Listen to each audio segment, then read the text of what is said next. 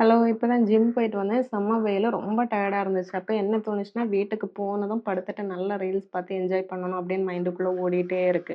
அப்புறம் இன்னொன்னு என்ன சொல்லுது, எனக்கு பசியா வேற இருந்துச்சா, காலையில மீன் குழம்பு வச்சுட்டு வந்தேன். நல்ல பிளேட் ஃபுல்லா சோறு போட்டு நல்லா விரசி சாப்பிட்டுட்டு, அதுக்கப்புறம் போய் உட்காந்து ரீல்ஸ் பார்த்து என்ஜாய் பண்ணலாம் அப்படின்னு.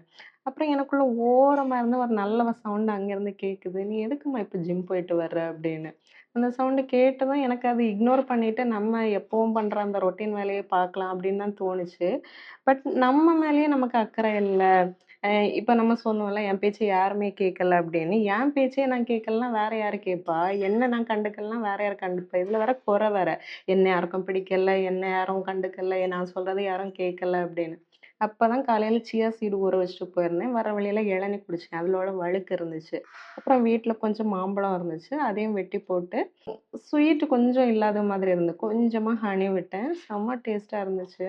கவர்மெண்டோட ஒரு ஸ்கீம் உண்டுல்ல, நமக்கு நாமே அப்படின்னு ஒரு திட்டம். நம்ம உடம்ப நம்ம பார்த்துக்கணும். நம்மள நம்ம டேக் கேர் பண்ணிக்கணும். அதுக்கு கொஞ்சம் மெனக்கெடணும்.